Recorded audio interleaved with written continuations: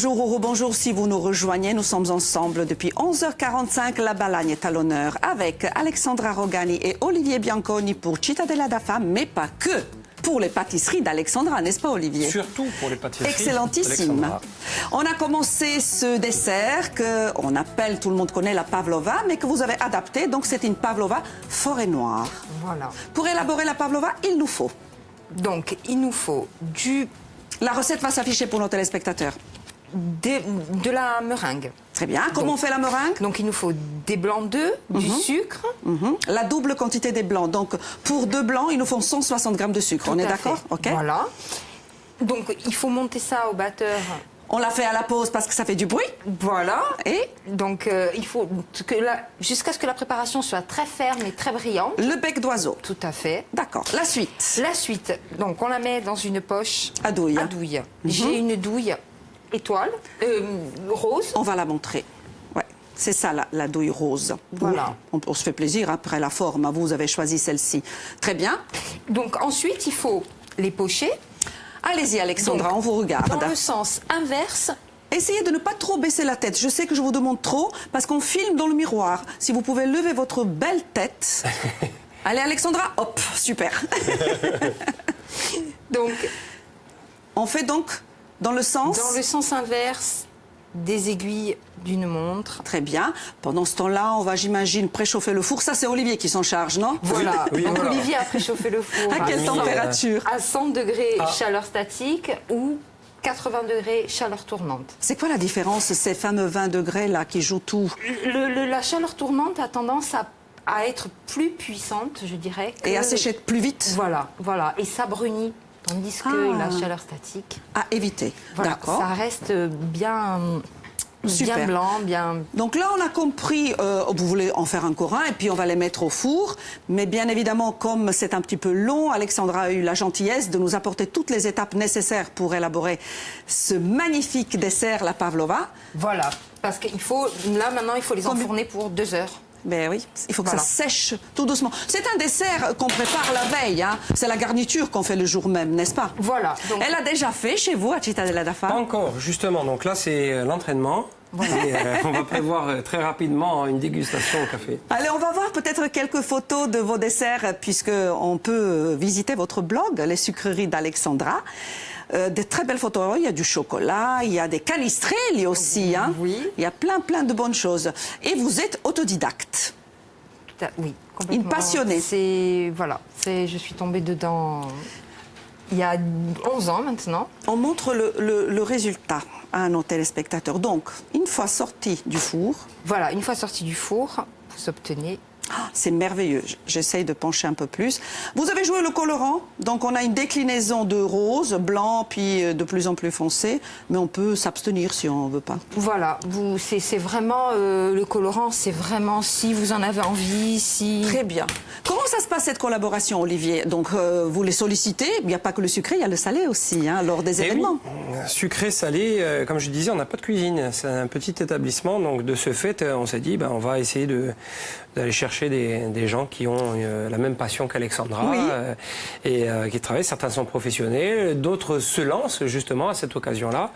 Alors on peut saluer dans le même village Simon Perrin qui nous fournit régulièrement lui aussi des pâtisseries ou du salé, et puis aussi Carole Nouveau qui elle aussi lance sa petite entreprise et qui travaille sur le salé plutôt. Hein, je les invite tous dans le Mangia Insieme quand ils veulent, parce que c'est une émission, notamment jeudi, qui est consacrée aux téléspectateurs. Donc n'hésitez pas, écrivez-moi sur marina.rebaldi@francetv.fr ou alors sur mon compte Twitter @marina-rebaldi.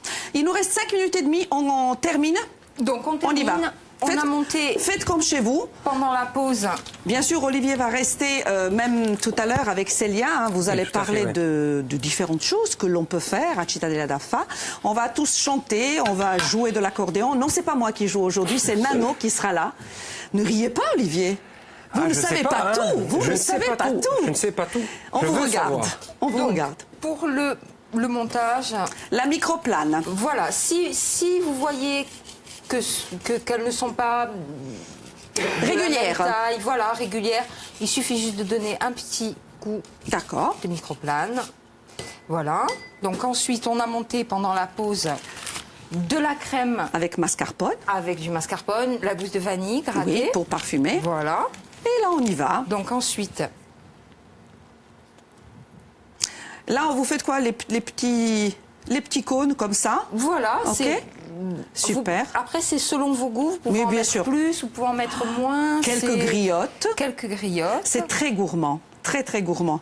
Et je vous montre encore ces magnifiques macarons qu'Alexandra a eu la gentillesse de préparer pour toute l'équipe. Je goûte en direct. Je profite aussi pour dire que nous allons chanter et écouter surtout un musicien qui est régulièrement avec vous, hein, c'est Johan Biesi.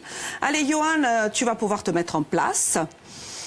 Du coup, on va l'écouter, on va chanter avec lui. Comment ça Oui. se passe? Alors un excellent musicien qui se lance en solo. Alors il participe à d'autres formations par ailleurs, hein, mais qui a fait son premier concert en solo justement dans mon café-théâtre. Continuez, continuez. Et qui navigue entre les univers de Brel, de Noir Désir, etc. avec un album en préparation, des compositions.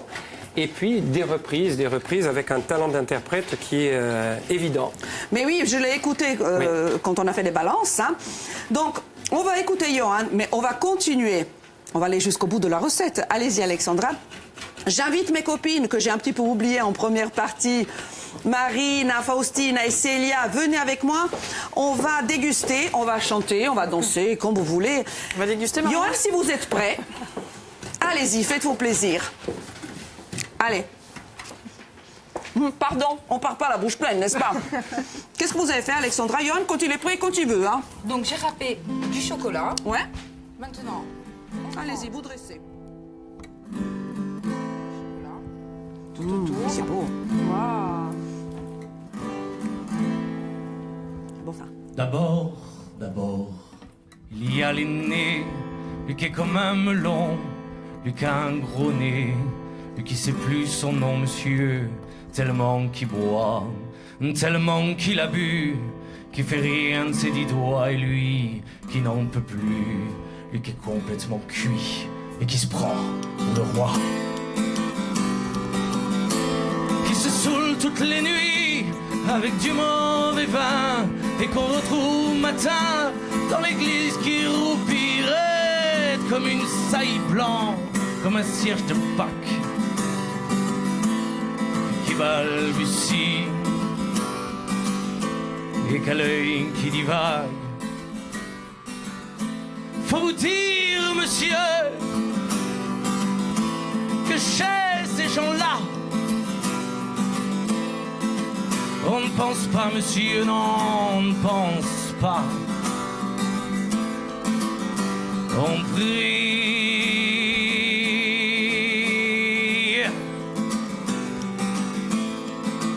Et puis à l'autre, des carottes dans les cheveux, qu'a jamais vu un peigne, qui est méchant comme une teigne, même qui donnerait sa chemise à des pauvres gens heureux, qu'a marié la Denise, une fille de la ville, enfin d'une autre ville, et que c'est pas fini, qui fait ses petites affaires avec son petit chapeau, avec son petit manteau, avec sa petite auto, qui aimerait bien avoir l'air, mais qui a pas l'air du tout. Faut pas jouer les riches quand on n'a pas le sou. Faut vous dire, monsieur, que chez ces gens-là, on ne vit pas, monsieur, non, on ne vit pas. On triche.